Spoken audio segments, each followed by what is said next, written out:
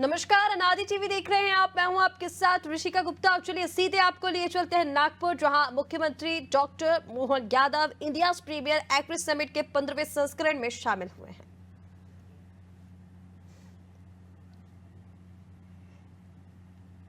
उद्घाटन प्रसंगी आपण सर्व इथे उपस्थित आहोत।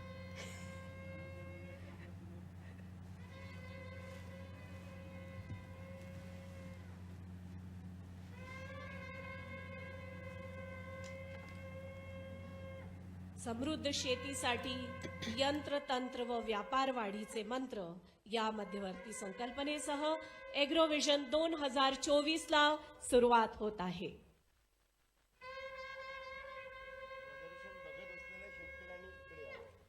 अजूनही काही शेतकरी बांधव प्रदर्शन स्थळी असतील तर त्यांना मी उद्घाटन समारंभात सहभागी होण्याची विनंती करते।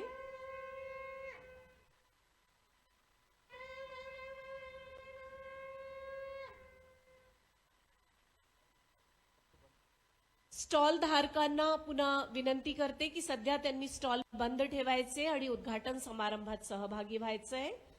कार्यक्रमाचा उद्घाटन दीप प्रज्वलन करून मान्यवरांनी केलंय आणि आता आपण एग्रोविजन बद्दल माहिती विशद करणारे एक एव्ही प्रेझेंटेशन बघणार आहोत। एव्ही प्लीज।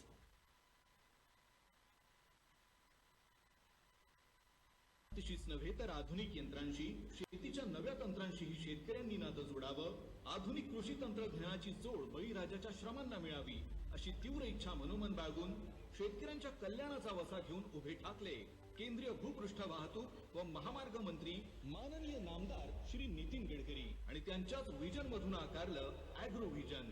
ॲग्रोव्हिजन मध्य भारतातील सर्वात मोठं आणि लोकप्रिय कृषी प्रदर्शन। उद्देश एकच, शेतकऱ्यांचं सक्षमीकरण आणि त्यासाठी पूर्तता शिक्षण आणि प्रशिक्षणाची। शेतकऱ्यांमध्ये नवा आत्मविश्वास जागवत 2009 मध्ये सुरू झालेल्या मध्य भारतातल्या या एकमेव कृषी प्रदर्शनानं यंदा 15व्या वर्षात पदार्पण केलंय। भव्य राष्ट्रीय महिंद्रा अँड महिंद्राचे फार्म डिव्हिजनचे सीईओ श्री विक्रम वाघ हे देखील आपल्यासोबत आहेत।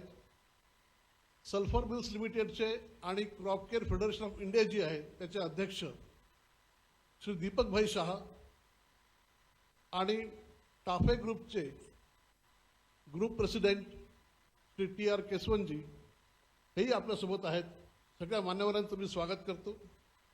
त्याचप्रमाणे मंचावर उपस्थित जसं मी म्हटलं बरेच लोकप्रतिनिधी आहेत और जिसके कारण उनके प्रगति और विकास में गति मिलती है। आज जो एजेंडा हमने आगे भविष्य के लिए निश्चित किया है उसमें से 40 विषयों पर संबंधित किसानों के वर्कशॉप भी यहाँ होने वाले हैं। मैं निश्चित रूप से सभी किसान भाइयों से प्रार्थना करूंगा कि आप सब लोग इसमें इंटरेस्ट लेकर समय दें, सब बातों को समझने की कोशिश करें और समझी हुई बातों का क्रियान्वयन वो अपने खेती में करें। जो विशेष रूप से हमने सबसे प्राथमिकता दी है, जो विषय है उसके बारे में मैं आपके सामने इस एग्रोविजन की एजेंडे को प्रस्तुत कर रहा हूँ। सबसे पहला विषय जो है मदर डेयरी का है और आज का ये कार्यक्रम समाप्त होने के बाद करीब 5000 किसानों का वर्कशॉप ये मदर डेयरी पर होने वाला है। मदर डेयरी जो काम महाराष्ट्र सरकार ने मदर डेयरी को दिया है उसमें बड़ी खुशी है मुझे कि मदर डेयरी ने 538 करोड़ रुपए की इन्वेस्टमेंट नागपुर में करने के लिए एक बहुत बड़े मिल प्रोसेसिंग प्लांट की शुरुआत की है। इसका काम भी शुरू हुआ है और ये विदर्भ के लिए बहुत महत्वपूर्ण है। आज मदर डेयरी 5 लाख लीटर दूध ले रही है और तेलंगखेड़ी में जो नागपुर दूध योजना थी वो जगह हमने मदर डेयरी को दी थी।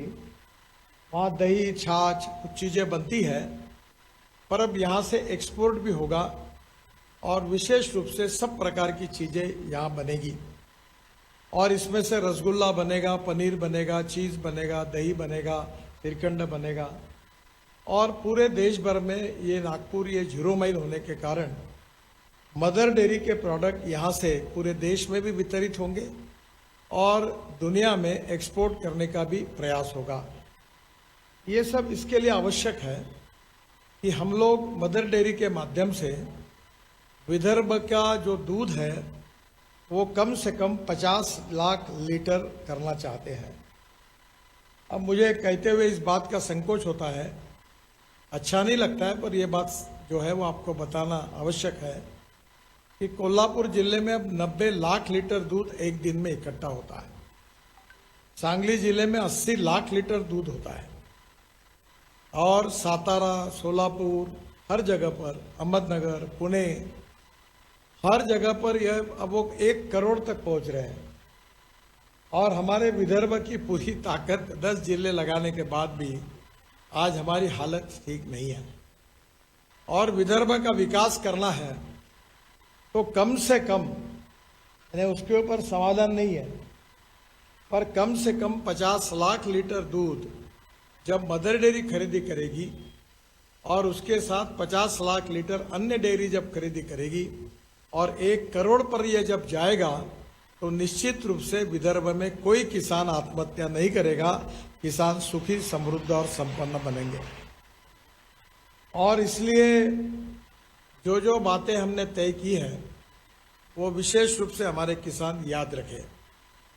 हमारे यहाँ हमारे जानवरों को ग्रीन अच्छा ऑर्डर मिलना चाहिए, इसलिए हमने फार्मर प्रोड्यूस कंपनी शुरू की। हमारे एग्रो विजन के डायरेक्टर दिवेश साहब यहाँ हैं, उनके गांव पर अरबी तहसील में उन्होंने फार्मर प्रोड्यूस कंपनी करके वो नेपियर ग्रास को तैयार करके साइलोज में रखकर उसको स्टॉक करके रखते हैं ताकि साल भर हमारे सब डेयरी वालों को ग्रीन चारा, ग्रीन फॉडर। क्या कुछ कहना सुन लेते हैं। इस अवसर पर श्री टी.आर. केसवान जी, टेफे के प्रेसिडेंट हैं, दीपक शाह जी, विक्रम वाघ जी, पीजी पाटिल जी, मैं आपके अपने पड़ोसी राज्य मध्य प्रदेश से अपने इस नागपुर की धरती पर, मैं नागपुर से ये विशेष मध्य प्रदेश का संबंध भी बताना चाहूंगा। पुरानी राज्य रचना में नागपुर से ही मध्य प्रदेश का काफी हिस्सा हमारा जुड़ा हुआ था, तो ऐसा लगा कि मैं अपने घर में आया हूं। मुझे इस बात का आनंद है, इस बात का सुख है। और जिस विषय को विस्तार से बताया, विषय तो बहुत सारे लिए माननीय गडकरी जी ने, एक एक करके बहुत सारे विषय सामने आए, लेकिन जिस बात को उनने बहुत अच्छे से खुल के बताया, जिसका ये विषय निकलने वाला है, वो विषय हमारे अपने गोपाल कृष्ण भगवान से जुड़ता है।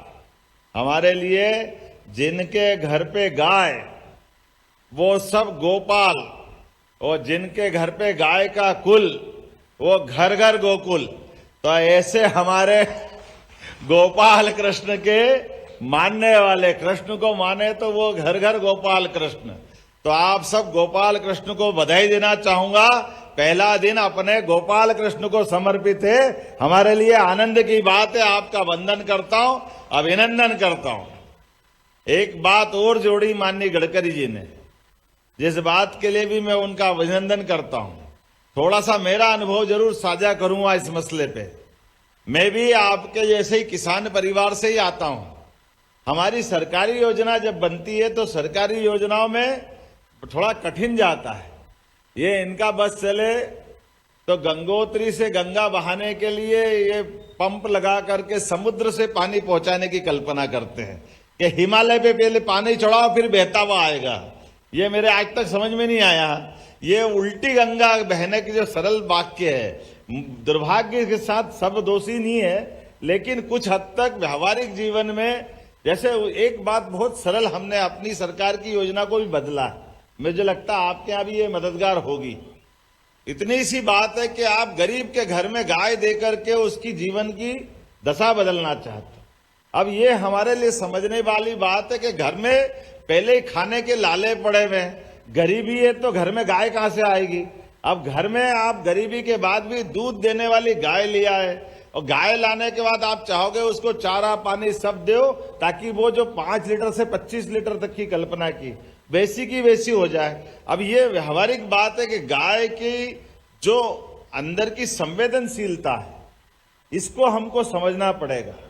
गाय ऐसा हमारे जीवन में, वैसे तो अपनी भावना से कहो तो 33 करोड़ देवी देवता का वास अगर किसी में है तो वो गाय माता में हम सब के लिए जानकारी का विषय है। और ऐसे में भी और बड़ी बात है, गावो विश्व मातरः, हमारी वैदिक वाक्य में भी है कि गाय माता के हमारे जीवन में अपनी एक माँ है जो हमको पाल पोस के बड़ा करती, जो हमको जन्म देती है। लेकिन गाय ऐसी माता है जो अपने बच्चे को भी पालती है और इस सभी मानव जाति को पालती है। ये गाय माता की विशेषता, ये उसका जीवन धन्य। ये हमारे लिए बहुत सरल बात है समझने वाली कि गाय की संवेदनशीलता, गांव का परिवेश के साथ घर का परिवेश, गाय की हमारे से अंतरंगता, हमारी जब तक आपस में उसके हमारे बीच के विचारों का प्रवाह, ये मान के चलते कि वो आपकी भाषा को समझती है, बोल नहीं पाती, लेकिन संवेदनशीलता तो पूरी रखती है। तो ये जो आप इतने ही शब्द है कि मराठी में आप गोरी गोरा बोलते और हमारे यहाँ बछड़ा बछड़ी बोलते हैं, इतना ही फर्क है। तो अगर हमारे यहाँ गाय के आधार पर घर में गाय उनको तैयार करना है, तो हमने गाय को बंद करके उनके घर में गोरी देने का प्रयास किया कि आप 5 गोरी ले जाओ, आप अपने घर में इसको बड़ी करो। बड़ी करते हुए हो सकता है धीरे धीरे अंतरंगता बनेगी, तो वो 2 तो अपने घर ही रख लेंगे, 3 हमको देंगे। तो वो खरीदने की बात हमने की है हमारी सरकार में कि वो खरीदेंगे तो उसकी आय भी बढ़ जाएगी और घर घर दूध की उत्पादन क्षमता भी बढ़ जाएगी। और ये बहुत सरल भी है, ज्यादा महंगा भी नहीं है। बजाय गाय देने के गाय खरीदने का अभियान चलाएं और उसके बाद में फिर हम यही क्रम जारी रखें। मैंने अपनी सरकार में बनने के बाद माननीय कुलगुरु जी, हमने 2-4 निर्णय किए। उसमें से एक बड़ा निर्णय ये भी किया है कि हमारे अपने स्वच्छता के अभियान में बड़े पैमाने पर शहर खास करके महानगर और नगर, गाय और इनकी परेशानियों के कारण से स्वच्छता प्रभावित होती है। तो हम बड़ी से बड़ी मशीन ला रहे हैं, बड़ी से बड़ी सफाई करने की एजेंसी लगा रहे हैं और खर्चा कर रहे हैं। हमने कहा ये तो आप करो, अच्छी बात है, लेकिन इसमें मददगार क्या है?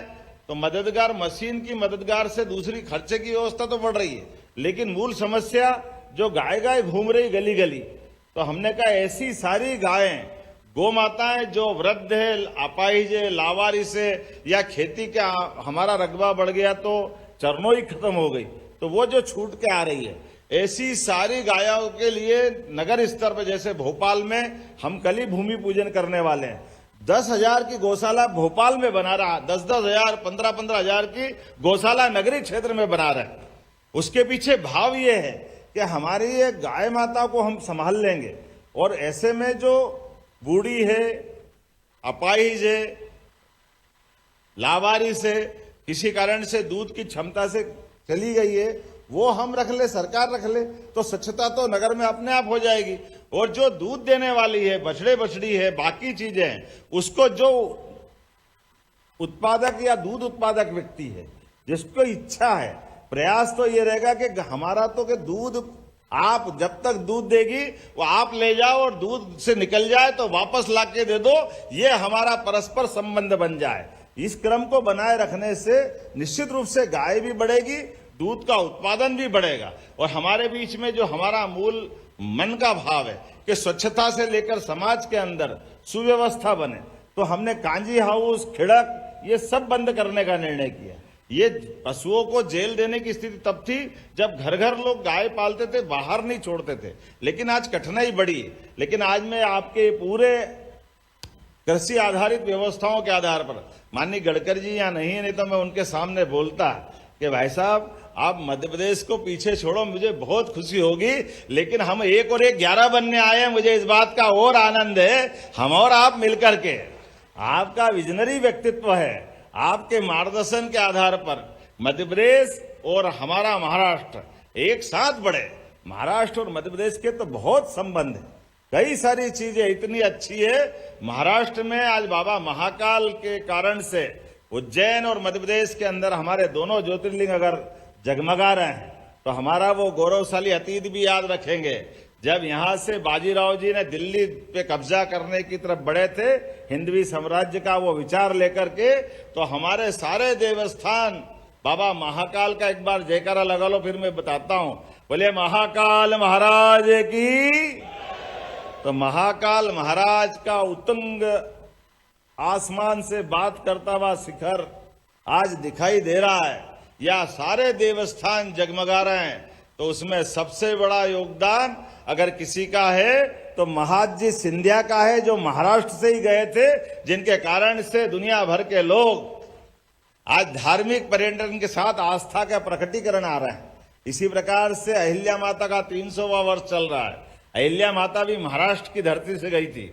उनके लिए जीवन में अपना राज्य तो अपनी जगह है, लेकिन संस्कृति के लिए जो उनने काम किया, मैं आपको और अहिल्या माता को प्रणाम करता हूं, जिनके कारण से हमारे लिए दुनिया के अंदर एक नारी शासिका का इतना उत्कृष्ट उनका अपना नेतृत्व रहा है।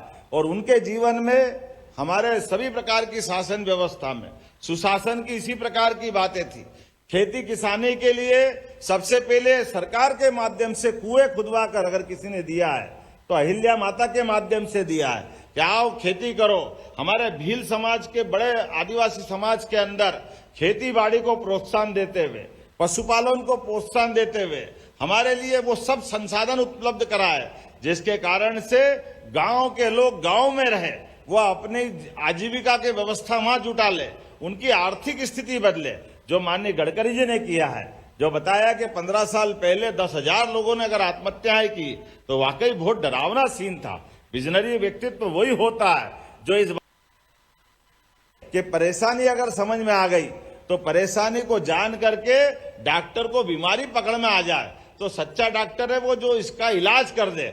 मैं मान के चलता हूं इस मामले में हमारे सामाजिक इस व्यवस्थाओं के सच्चे डॉक्टर अगर कोई है तो हमारे गडकरी जी है। जोरदार अभिनंदन करो हमारे अपने नेतृत्व का, हमारे अपने नेता का, जिन्होंने एक एक करके कितनी सारी बातें बताई आज के इस दौर में। और ये बात बिल्कुल सही है कि हमारे लिए आज के समय में टेक्निक का, दक्षता का विशेष महत्व है।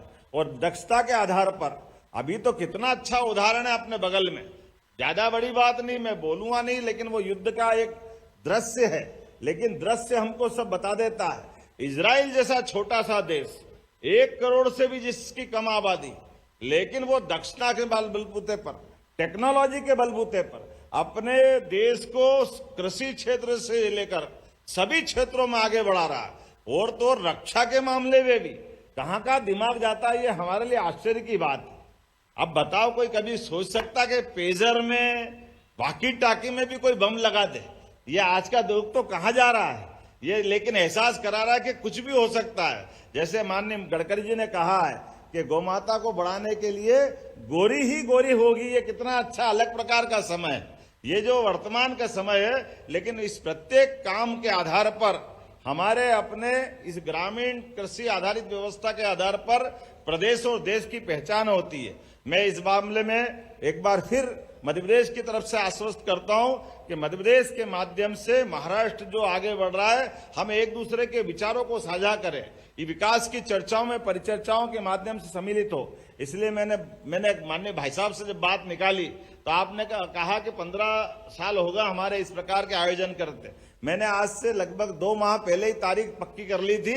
आप उद्घाटन की तारीख बताना, मैं जरूर आऊंगा। मुझे बहुत अच्छा लगेगा हमारे अपने कृषि आधारित व्यवस्थाओं को बढ़ाने के लिए। सच्चे अर्थों में बड़े बड़े कल कारखाने खुलना चाहिए, बड़े पैमाने पे हमारा रोजगार मिल जाए, अलग बात है, लेकिन घर घर आय का साधन बढ़ जाए। इसमें कृषि आधारित व्यवस्था ही सब कुछ है, इसके आगे कुछ नहीं हो सकता है। इसमें उसी प्रकार की व्यवस्था है, हमारी खेती की आमदनी प्रॉफिट की बने, बागवानी प्रॉफिट की बने, पशुपालन हो जाए, घर घर मछली पालन, जो जिस व्यवसाय में लगता है, जिस प्रकार से जिंदगी जीता है, प्रत्येक क्षेत्र में आगे बढ़ने के अवसर मिलना चाहिए। और आगे बढ़ने के अवसर के साथ साथ उसका उत्पादन भी बढ़े। लेकिन आज ये इस मंच पे मैं देख रहा हूं, जो मुझे सीखने की बात है, उत्पादन भी बढ़ा रहे हैं और उत्पादन को खपाने के रास्ते भी ढूंढ रहे हैं। तो यहां भारत तो भारत, मदर डेयरी को बुलाया अपनी जगह, लेकिन अरब के भी हमारे व्यापार इस व्यवसाय से जुड़े व्यक्ति के माध्यम से भविष्य में हमारे लिए उत्पादन के बाद उसका योग्य बाजार ढूंढने का दृष्टिकोण भी रखा है। मेरी अपनी ओर से इस पूरे आयोजन की बधाई। और भाई साहब, मैं आपसे निवेदन करूंगा कि कल हमारे मंत्री और कुछ अपने अधिकारी को भेजूंगा। इस प्रकार का मॉडल हमारे यहाँ भी लग सकता है कि जहां समूचा एक प्रकार से 2-4 दिन के बीच अपने ये जो 4 दिन का मेला लगा, ये असली में मेला नहीं है, ये भविष्य के सुशासन की और समृद्धशाली भारत और प्रदेश के बनने की इसमें नींव डली है। मैं एक बार फिर इस आयोजन में आप सबका वंदन करता हूं, अभिनंदन करता हूं और हृदय से आभार भी मानता हूं। बहुत बहुत धन्यवाद। भारत माता की जय।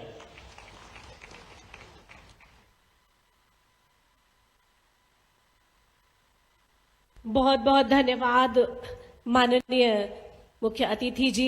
और इसके बाद मैं निवेदन करती हूं माननीय मुख्य अतिथि और माननीय अध्यक्ष जी से कि कृपया अपने कार्यक्रम